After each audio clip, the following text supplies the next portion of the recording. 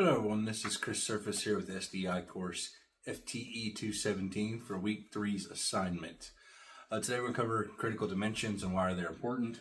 I'm going to go ahead and stick with just a bolt and a bolt carrier group and just name a few of these components since there's a lot of critical dimensions inside of this little bit here. I'm just going to go over a few of them. So the first one I'm going to look at is the gas key. That's located here on top of the bolt carrier group.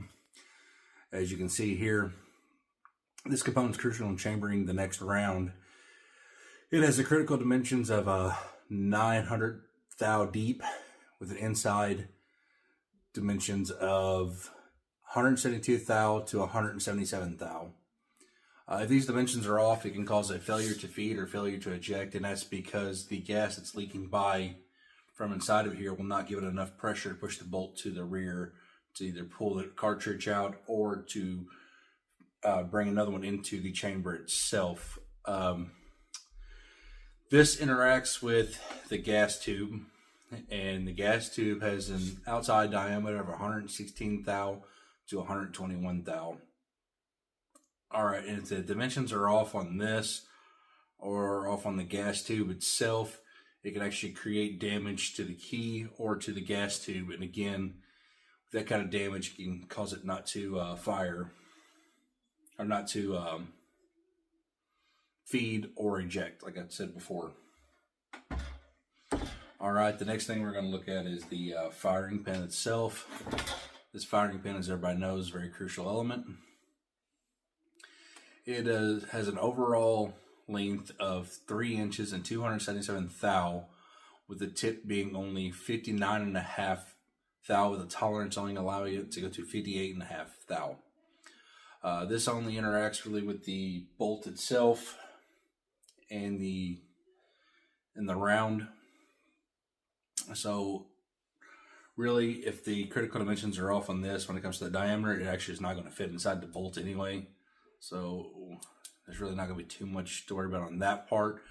But if it's too short, it'll cause a failure to fire, as it will not strike the primer on the cartridge, or if it's too long, it can actually poke out and actually stab too far in the cartridge and damage the cartridge itself. Alright, now on to the last component we're going to talk about. I'm going to talk about the cam pin. So this pin sits on top of the bolt here, and what it does, our bolt carrier group, what it does right here is it actually rotates the bolt to allow the locking lugs to lock from the bolt to the breech. This little pin right here, it has an overall length of 802 thou and a main width right here of 285 thou. It also has a hole in the center where the firing pin will actually sit through, and it has a dimension of 164 to 167 thou diameter. Or if the holes are off, or if the dimensions are off on this, what it can do is it can actually not allow the bolt faces to lock in place. What that can do is it can do a couple different things. If it doesn't allow it to actually fully go in there and rotate, the bolt's not going to sit forward, and again, it's not going to allow it to fire. It's going to have a failure to fire. The other thing is it can actually cause a failure to unlock or lock due to the fact that it won't rotate, or it may not rotate enough to allow the locking lugs to unlock. So with all that being said, why is all this important? So if gunsmiths don't know how to read blueprints or use tools properly to know how to fix this stuff, and they go in there and try to fix something, they can actually cause more damage than they're helping it.